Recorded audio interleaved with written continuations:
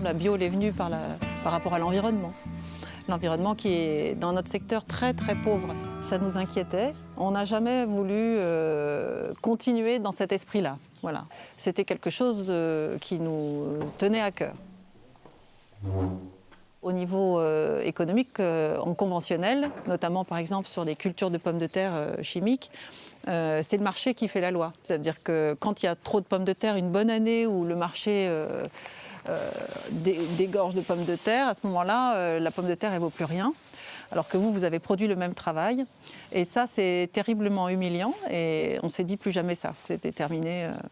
En fait, c'est vrai que n'étant pas né dans une ferme, on avait un regard critique sur les méthodes et on trouvait ça étonnant que ça soit aussi dépendant des aides européennes. Donc l'élevage, on a cherché aussi à avoir des systèmes de circuits courts, etc., qui essaient d'avoir un modèle économique qui tient la route le plus autonome possible et le plus en cohérence aussi avec l'environnement. On ne voulait plus supporter ça et être victime d'un système qu'on subissait voilà, en se taisant. Donc on a voulu aussi, c'est aussi ça la bio, c'est s'affranchir des cours de la mondialisation des matières premières. On a l'impression que c'est une espèce de course en avant qui est un peu sans fin, c'est-à-dire que le matériel doit être de plus en plus large.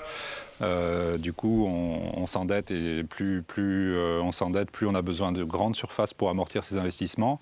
Et c'est un modèle qui ne nous convenait pas du tout. Ah oui. C'est aussi par conviction que la bio est venue à nous, quoi. Ah oui, oui. Et ça change tout parce qu'on récolte un produit qu'on va valoriser directement dans une filière courte. Donc déjà, l'acheteur, on le connaît, il s'engage. La première chose qu'on a mis en place, c'est des engagements. C'est-à-dire que notre client, par exemple les Biocoop ont accepté qu'on contractualise un volume, même petit, mais ils s'engagent à nous acheter tout au long de l'année un petit volume. On connaît notre acheteur, c'est pas du tout les mêmes échelles, c'est pas mondial. Le marché est plus petit, c'est régional, voire français, voire européen pour certains produits bio, mais on connaît facilement nos acheteurs, on a une relation avec eux. Là, depuis 3 ans, on travaille donc avec les fournisseurs des crèches de Paris.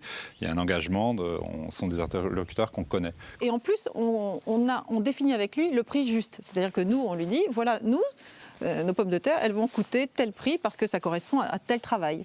Et parfois, on est hors marché parce qu'effectivement, ouais, c'est très cher.